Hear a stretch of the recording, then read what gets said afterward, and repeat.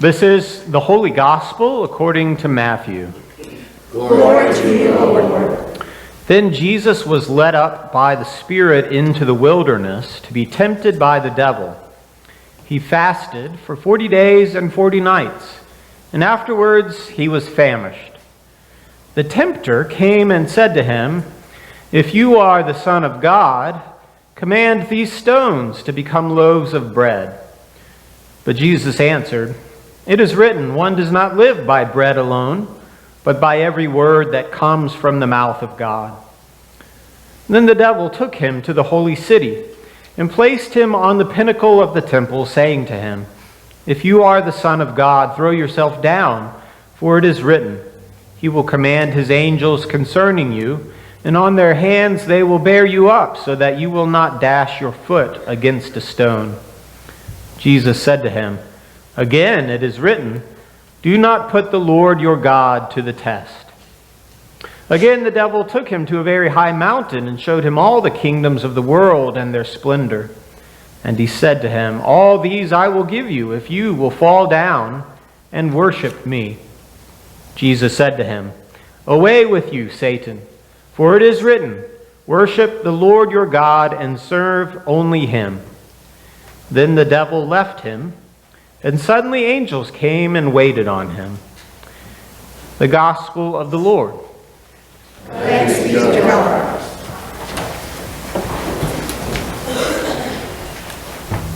I was in a play, a musical at the Village Square Theater here in Lexington recently, one for which I needed to wear a fake gray mustache and some eyebrows.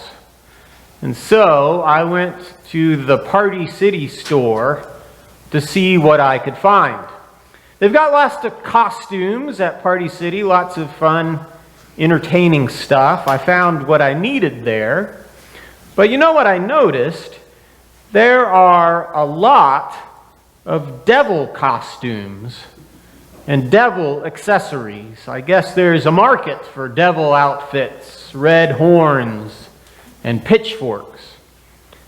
That's probably what comes to mind for a lot of people when you say devil. Some cartoon version of a devil, a caricature of a religious boogeyman, a costume meant to amuse, not much different than a fake mustache, really. We ourselves would like to think of the devil as no more than that too, but then it would be hard to make sense of a Bible story like this one, where Jesus comes face to face with, talks with, is tempted by the capital D devil. Do you believe in the devil? Or maybe I should say, do you believe there is such thing as the devil? Listen, I don't think having the right opinion about that question is essential to having a real faith or being the right kind of Christian. Among us, I'm sure, there are different things we believe about the existence of the devil, and that's okay. Well, let me ask this. Do you believe there's such thing as evil? That's something about which I think we would probably more easily agree. That evil is real.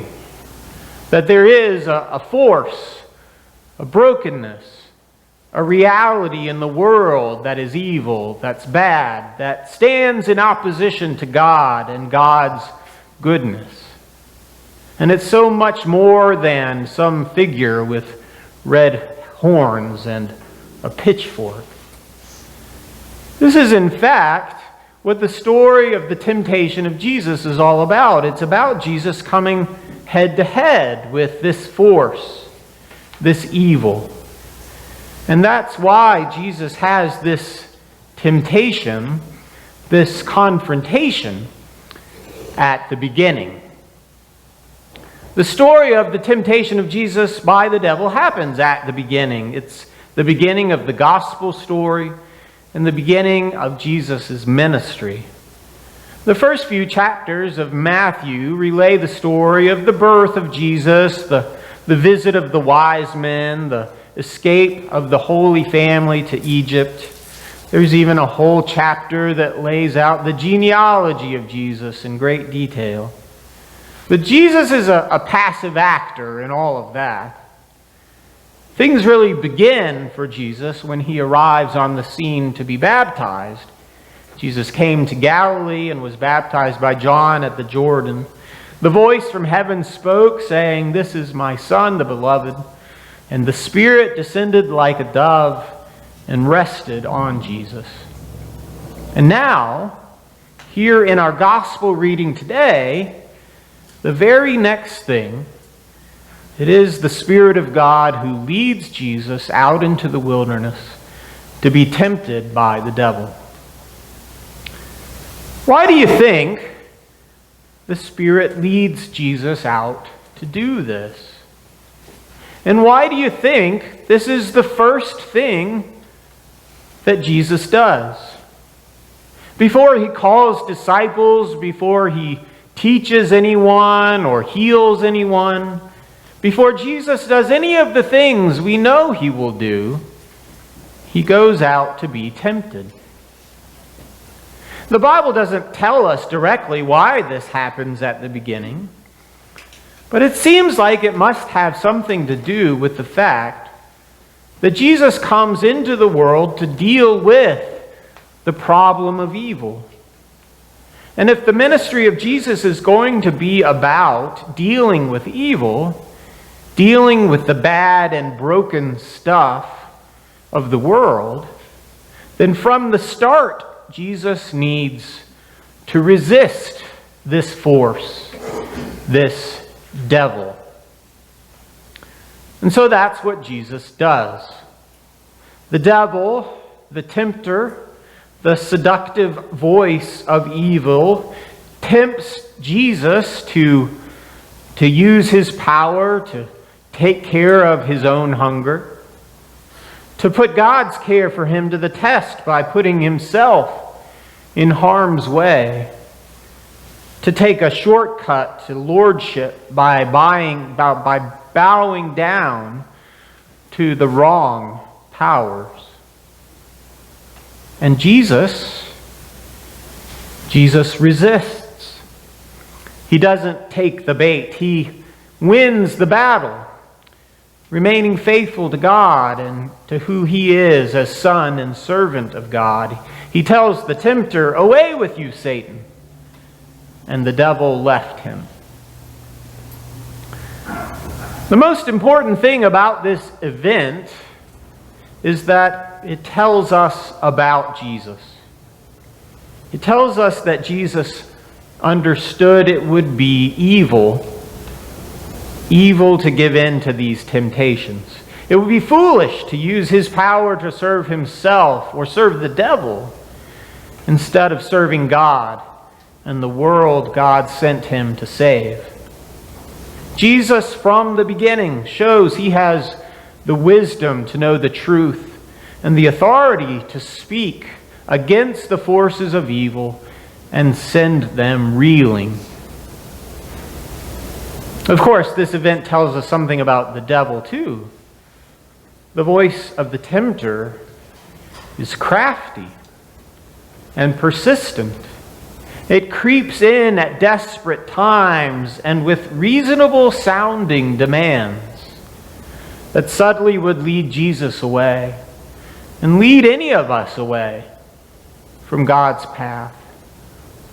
But we also learn that the devil, the forces of evil, are no match for Jesus. From the beginning, we see they will be defeated. That's what the temptation story is about. But still, we may wonder, what about the evil stuff that's still out there? What about the violence? What about the viruses? What about the vile things that people do, even people like us? well, they are an indication that the great battle between God and evil goes on. That the world is still affected by a force, a brokenness, a reality that is bad. And the God's work, which began with Jesus, when Jesus came long ago, will continue. It doesn't matter, I think, how we picture the devil that Jesus faced. It doesn't matter how you visualize the evil we deal with now, horns and pitchforks, fake mustaches, or something much more scary. The evil is real. It's sinister. It's tempting. But it's something that Jesus is dealing with.